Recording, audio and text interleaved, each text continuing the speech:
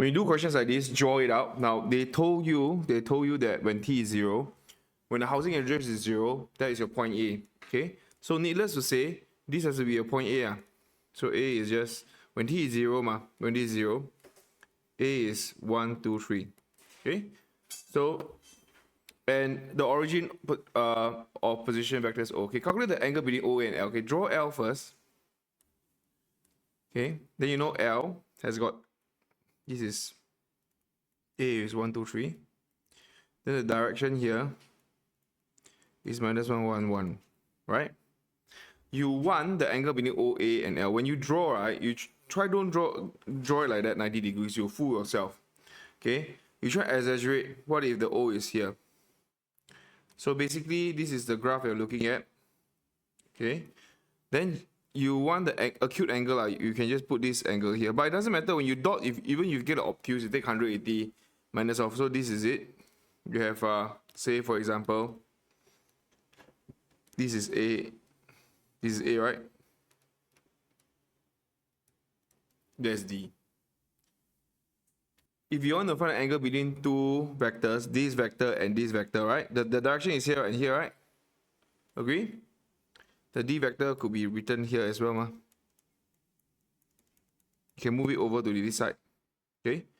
What you need to do is the angle between OA and the line, this line, you just use cosine rule, dot product. So like I say, you really need to know three things.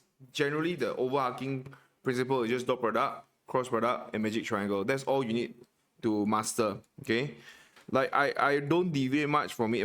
You just use it. You use dot product because you're going to find the angle between two vectors.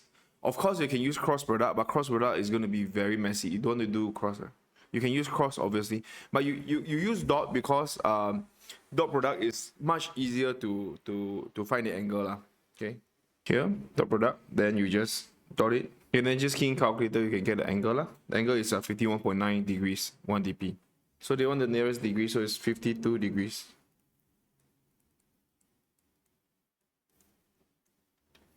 Great. So what you do is you want to find a position vector of a point P on L such that it's OP is perpendicular to L. So there's origin here, O, okay, which will be perpendicular. So it's OA here. Okay. OA was here just now.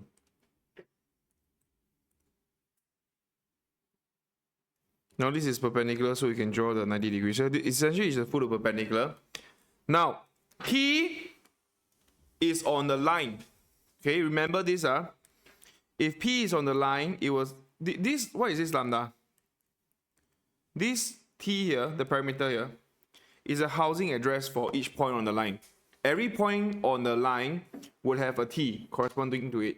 Okay, it's a housing address. But of course, if they ask you to explain, don't say housing address. The proper term is parameter. Okay, parameter is a housing address. So anyway, you want to find what is this T here.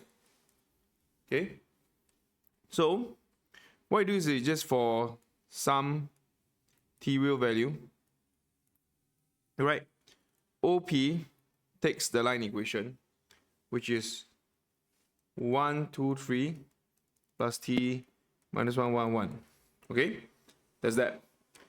You just do this first. This is step number 1. This is finding the foot of perpendicular. This is step 1. Step number 2, in order for us to solve for this T, we need an equation. So like I said, in vectors, the general three principles, the overarching principle is dot product, cross product, and magic triangle. That's about it. Okay, so you just see this 90 degrees here. This is 90 degrees. So you know that essentially OP is perpendicular to what? Yes, to D, the direction vector. Some students will say OP is perpendicular to OA. It's not. OP is perpendicular to D, the direction vector. So in other words, with this, you know OP dot with D will give us a 0 because it's 90 degrees. So this case here, 1, 2, 3 plus D minus 1, 1, 1. Then you dot with the direction vector of the line, which is like minus 1, 1, 1. 0, then you just dot it. So remember how we dot it? We dot this guy. You don't need to expand, you just dot this. Then this will be -1 plus 2 plus 3. Plus then this will be t. 1 plus 1 plus 1 equals to 0. From here, 3t equals to -4. So t is equals to -4/3. Okay, so hence OP, step 3, you identify that this is a housing address which corresponds to that point. So now this is -4/3. You just replace it back to the equation to find O. Okay, but put it in to find your OP. They want the position vector, so leave it in position vector form. So that a position vector of OP will just be 1/3, 7, 2, 5. Yeah. Part 3 is the same line. We are just using the same line, the same parameter. So we're just gonna use, like, say this is A, 1, 2, 3 direction. This is line L. -1, 1, 1. Okay, there's another origin. So origin point Q, OQ is 5 units. Now take note, if I can draw a 5 units to the line here, like that, this is 5 units. Understand that this is not the only Q. Correct? The other Q is can also be here. So there are 2 possible values. That's why they say 2 possible vectors. So how to do? Remember, same thing. The concept is very simple. It's the same concept. Is that if Q is on the line L, it will have a T here one. It will also have a T here. I don't know what's a T, but I know it definitely has a T. And if Q is on the line, Q will satisfy the line equation. Okay? And if Q is on the plane, then Q will satisfy plane equation. If Q is on a line, it will satisfy line equation. So essentially now we need to find for some lambda real value, okay, OQ will just be the line equation. Same thing. If we satisfy the line equation, you write it like that. This is the first thing. Okay.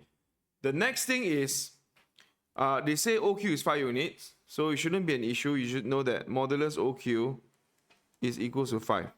Then you just mod it. How do you mod it? You just write this down. It will just be 1 minus t, 2 plus t, 3 plus t, right? This is OQ, right? Equals to 5. So this case here, you get square root 1 minus t square plus 2 plus t square plus 3 plus t square equals to 5. There will be t square minus 2t. It's 1 t square plus 4t plus 4 t square plus 6t plus 9 equals to 5 square. Okay, 3t square plus 12t plus 14 equals to 25. And this will reduce to 3t square plus 8t minus 11 equals 0. So same thing, once you solve for the housing address, you can just replace in the original equation to find your OQ. Okay, you want the 2 original position, right? OQ, 2 possible vectors Q. Okay, so you just sub t1 and minus 11/3 into the original line equation. Then you find the 2 points. Okay, so you have the 2 points there. You can check your answer by these 2 midpoints should give us P lah. Okay, add these 2 up, you divide by 2 should give us P. So because the P, it will be in the middle here. Okay. Okay, part 4, right? This is what they're saying. They say that there's a point R which corresponds to housing address of lambda. So essentially, say this is O. Okay, I extend this line here. Okay, it says that if this parameter here, t equals to lambda, gives us PR, and then t equals to twice a lambda, gives us S. Okay, they say that they want you to show that this and this angle here can never be 90 degrees. Okay, so that's the idea. Basically, if I got a housing address, let's say my housing address is 1, then t equals to 2 times 2 housing address neighbor away, our will never be perpendicular. That's the idea. Basically, what you're saying is, okay, even if you don't draw, you can see this lah. Is that if OR and OS are not perpendicular, meaning OR want to show OR dot OS can never be 0. Basically, they cannot be 90 degrees, just means that the dot product don't want to be 0 lah. I think the rest is just algebra, not so OR. So you start from OR dot OS. You start off with OR is when t is lambda, right? So you let t be lambda there. So this will be 1, 2, 3 plus lambda minus 1, 1, 1 dot with 1, 2, 3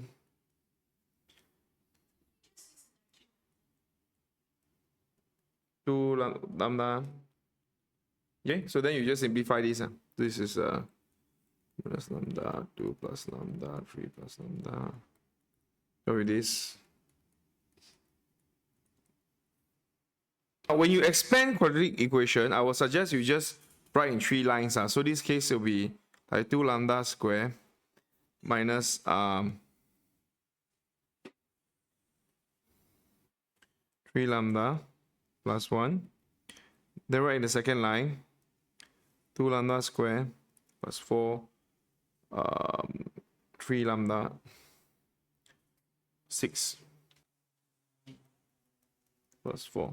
Last one will be 2 lambda square 9 lambda plus 9. Here, then you just complete the square.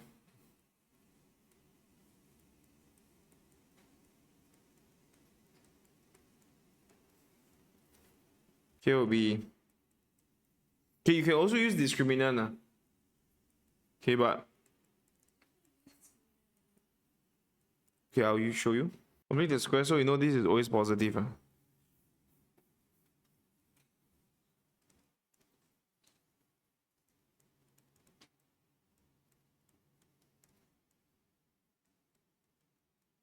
Okay, so hence, okay, so you can conclude because this is always okay. You can use discriminant by discriminant D is B square minus 4AC. No, the discriminant has to be negative, which is negative 192 less than 0. So since discriminant is 0 and A equals to 6 is positive, hence OR dot OS is always positive.